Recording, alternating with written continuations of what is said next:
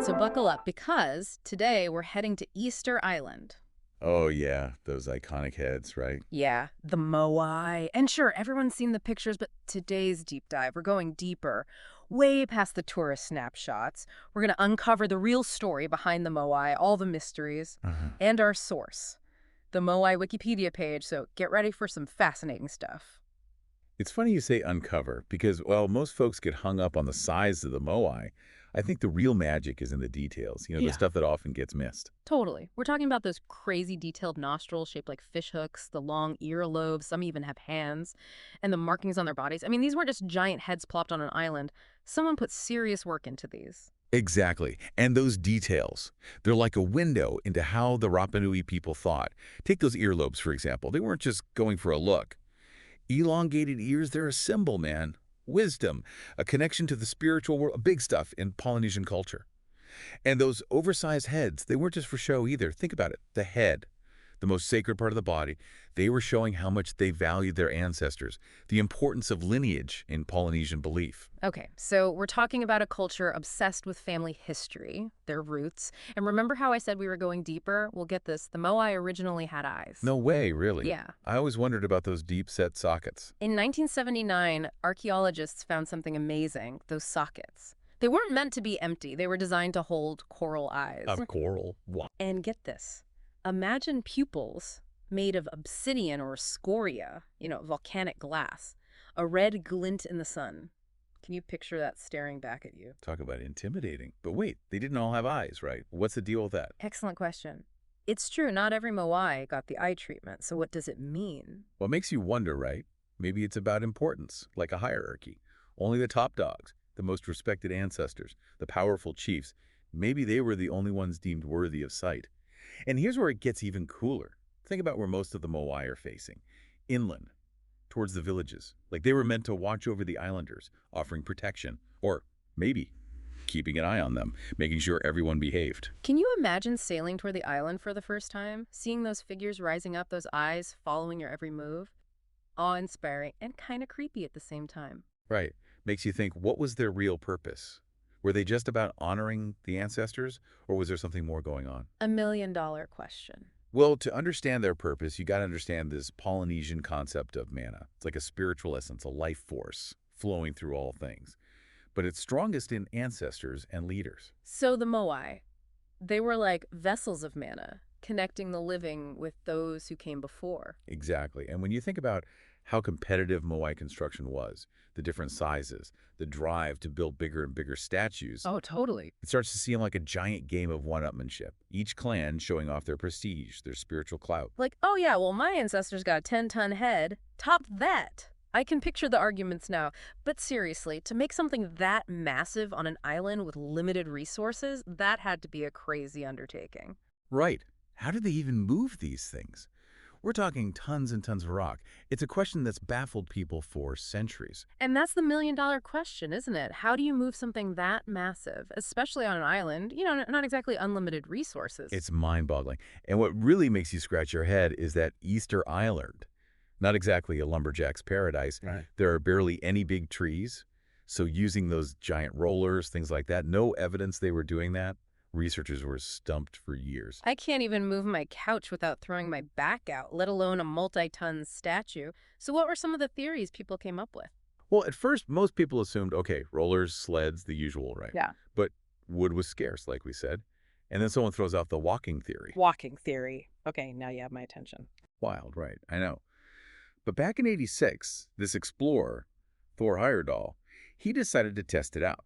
They got a moai, tied ropes around it, and using this rocking motion, they actually moved it, inch by inch, but still. So wait, hold on. A bunch of people rocking this giant head back and forth.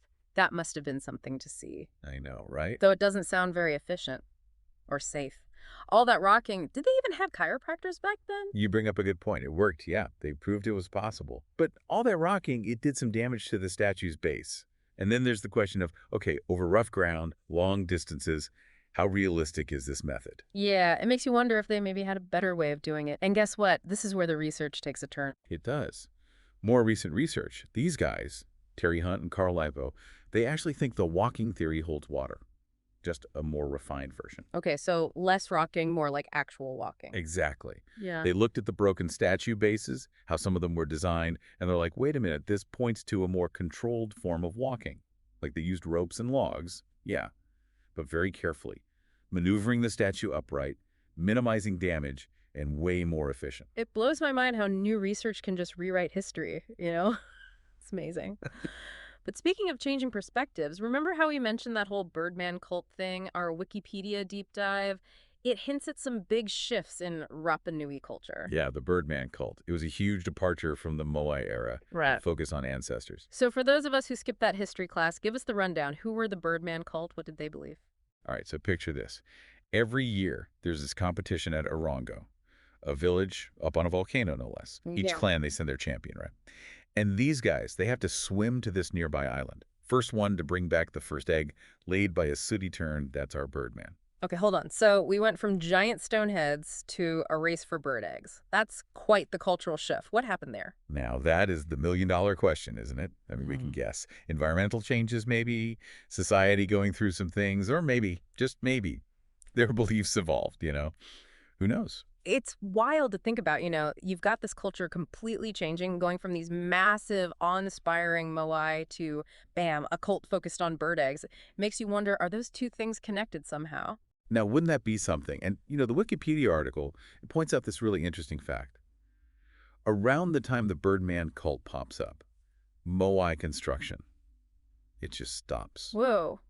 So it wasn't just a gradual thing. They literally stopped making these giant statues. Seems that way. Wow. What do you make of that? Was it the Birdman call? Maybe they needed those resources, all that energy went into their competitions and rituals? Or was it deeper than that, like a change in beliefs? Tough to say for sure, but think about it.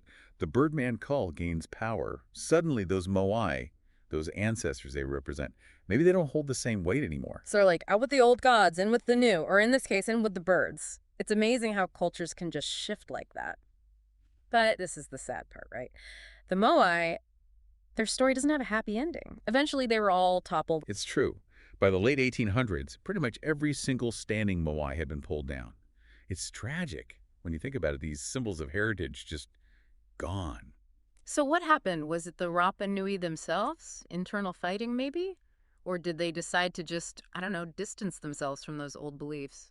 There's definitely evidence to back that up. Some researchers think that as resources got tighter on the island, and remember those Moai took a lot of resources, maybe things got a little too competitive between the clan. Rivalries, jealousy, all that? Exactly. It could have been a period of unrest. You topple your rival statue to show dominance, undermine them. It's kind of heartbreaking when you think about it. The very things that once brought them together, those symbols of their ancestors, maybe those are what ultimately tore them apart. And of course, we can't forget about the Europeans. They really messed things up when they got there. Oh, absolutely.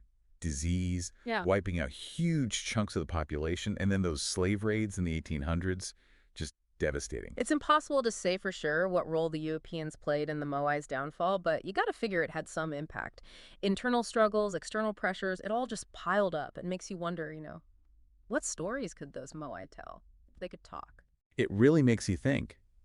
Even with all our fancy technology, we're still kind of clueless when it comes to the Moai. How did they really move them? What made them topple them?